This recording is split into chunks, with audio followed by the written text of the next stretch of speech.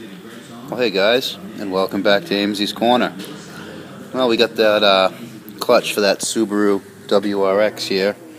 As you can see, holes. I got the other pressure plate underneath just to match up the holes. But I knew this was going to be right because after last week's little episode with wrong parts, we called Subaru. Yeah, we got a Subaru dealer about a quarter mile down the road. So we ordered this by the VIN, so I knew it wouldn't be an issue today. So got the car. I don't know if you can see it, real wide out. Come on. Well, it's right there. So let me put that thing up on the lift, and we'll get this clutch put in. So we'll see you in a minute. So hey, I figured I had a little something I had to check out. We got what is this? A Legacy sedan here with had to get checked out for a leak. We had cleaned this off last week just to double check, but a big problem that these Subarus have, I figure while we're on the topic of under Subarus, this thing came in and you see here, it's kind of hard to translate. This here is where the head gasket is, and you can see it better on this side.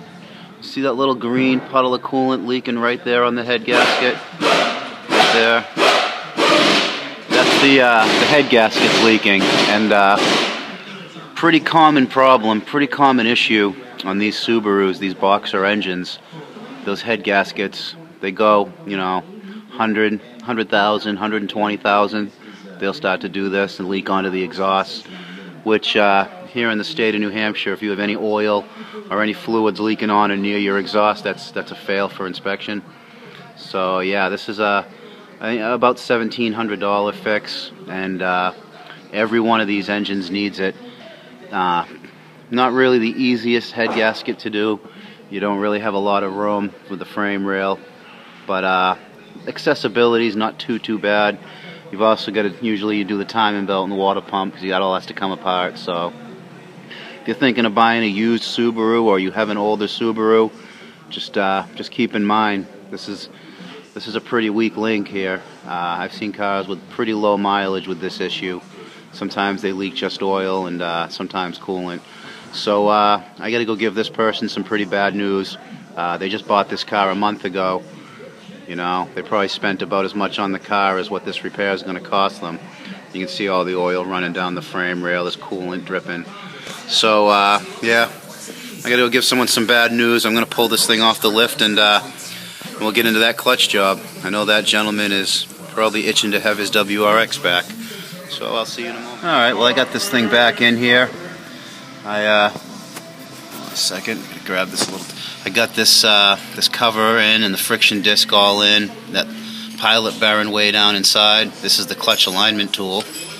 Now, this is probably. I hear a lot of people saying that if you don't align a clutch right, it'll wear funny. But if you look at this tool, now it just fits in. If you look inside, you see the pilot bearing, you can see the splines, and you can see the flat here that rides into the pilot bearing, and you see the splines, and you line that up with that tool, and then you tighten all of these bolts here. You do it in a crisscross pattern so it goes down even.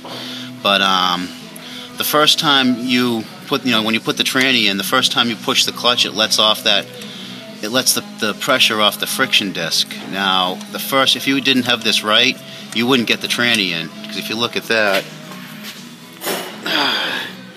and you look at that, it's the same. So if you don't line the clutch up, you won't get the tranny in. So if you get the tranny in, then the clutch is aligned. So a lot of people get that wrong, I've noticed. I've actually got some literature from Excetti. Now let's see if we can see it. This clutch here, where is it? Is actually, I don't know if that translates well. It's actually, there we go, it's an Excetti clutch.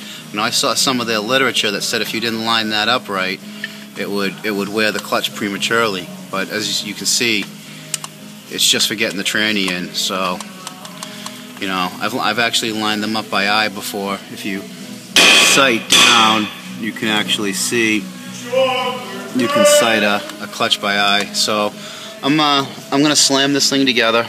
We'll put this all together, I don't expect to have any issues in putting this together, so I'm probably gonna spare doing any more videos on it. I'll just get a video when it's done. So I'll see you. Alright guys, I got this thing all together. You got the first road test kicking here. Boy, I'll tell you that getting that transmission line back up onto that bell housing, that was kind of a wrestling match. I don't know if it's like that, if this has a different turbo, or the way the turbo flange to the exhaust was. It was really hard to get that shaft lined up and get that flange put in. Wow, they got some pickup. Now this thing wouldn't, this thing would barely move before. Like you saw in the beginning of the last video, this thing wouldn't even get in the door. It was all it could. So I'm gonna bed this clutch in. When you do a clutch, you don't really want to hammer on it right away. You want to let it work in. You want to let it break in. You know, you don't want to, if you overheat it right away, because the friction disc might not be touching everything. Here, let me shut this stupid beeper off. Boy, I remember when cars didn't care if you wore seatbelts or not. So like I was saying, you want to make sure the first road test is kind of easy on the clutch. You know, you don't want to do a lot of slipping. You want kind of quick engagements for the first few miles. But this feels pretty good. It feels pretty good. So we'll do a quick little acceleration when this light changes, and then we'll see how it holds.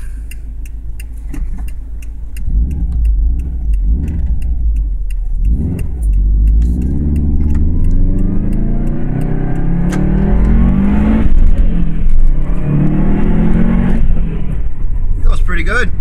It goes pretty good.